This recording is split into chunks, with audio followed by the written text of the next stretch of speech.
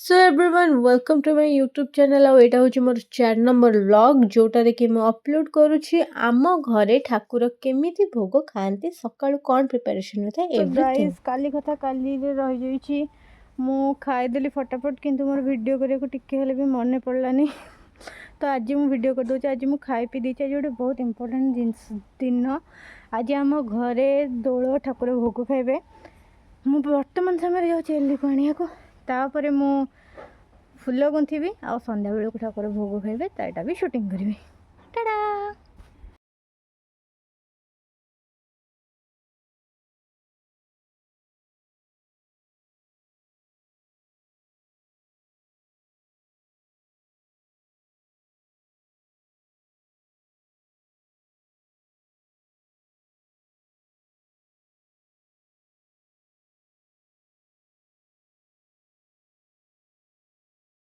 आपण फुल मालार डिजाइन देखि कहतु आपको केमिति लागुची ये डिजाइन टा।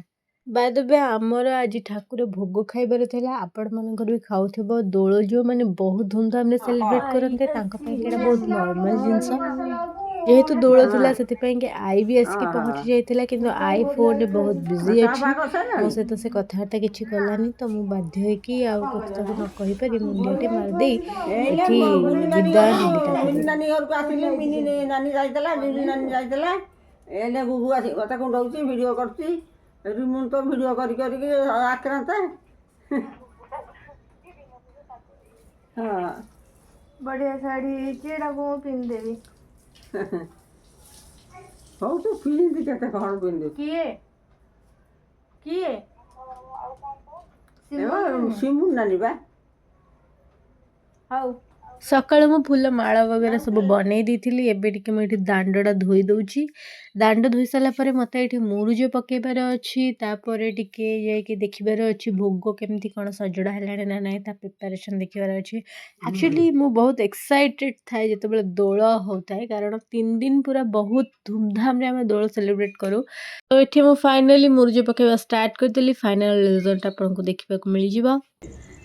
सो एवरीवन आमर परदिन हूँ होली आम एमती रंगोली बनईचु जे पूरा होली होली वाइब दौर देख सब प्रकार रंग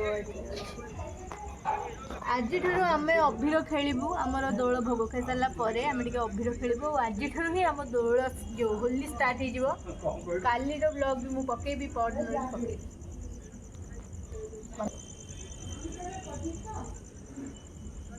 एंड एटा होची फाइनल रिजल्ट मुझे भाभी रंगीन बनैबी देखो केमते है। सो गाइस आम मरी मरी कि एठी हमर डन कर देइछु रंगोलीटा आ वर्तमान ठाकुर आसबे भोग खाइबे तापरे आमे आउ किछि नै आमे टिके अभीर खेलिबु आ हमर होली रो आरंभ आज ठरु हे जबो।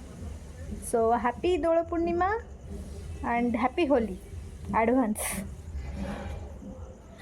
तो एटा होची हमर भोग जोटा कि मामा बस के सजाड़ुछि भोग सजड़ा हो गला परे आमे कहीदेबू कौन कहवाक चाहूँ बो कि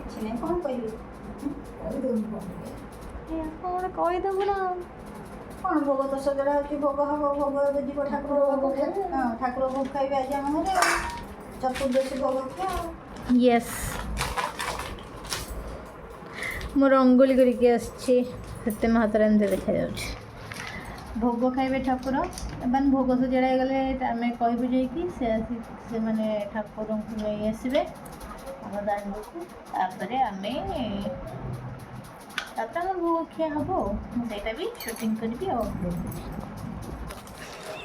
लास्ट को नन्ना पिजुड़ीटे आइला पाचिला पिजुड़ी कहला भोग दे काटे भोग दे दबा ओके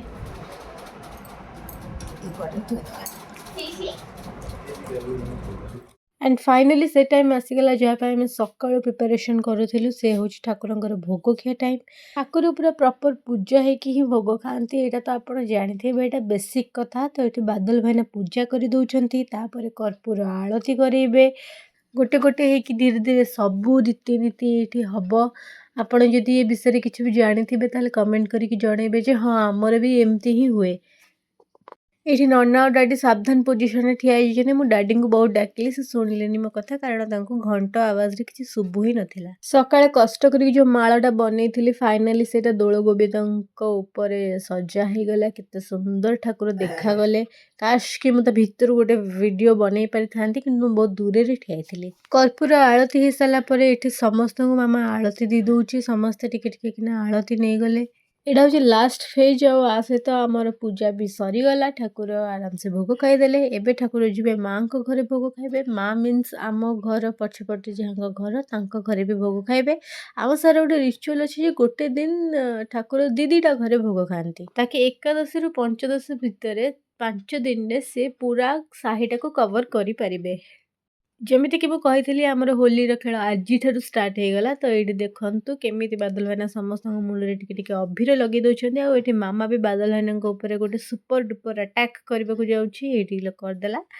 ତାପରେ ଆମେ ଠାକୁରଙ୍କୁ ମୁଣ୍ଡିଆ ମାରିନେଲୁ, ଯାହାର ଯାହା ୱିଶ୍ କମ୍ପ୍ଲେନ୍ ସବୁ ଠାକୁରଙ୍କୁ ଜଣେଇଦେଲୁ।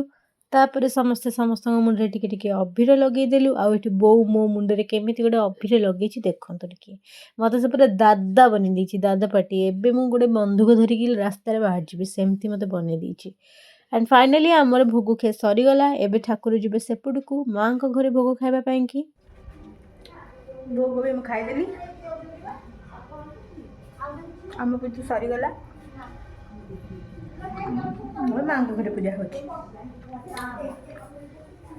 ସେପଟେ ବି ଯାଇକି ଟିକେ ସୁଟିଂ କରିଦେଇ ଆସିବା।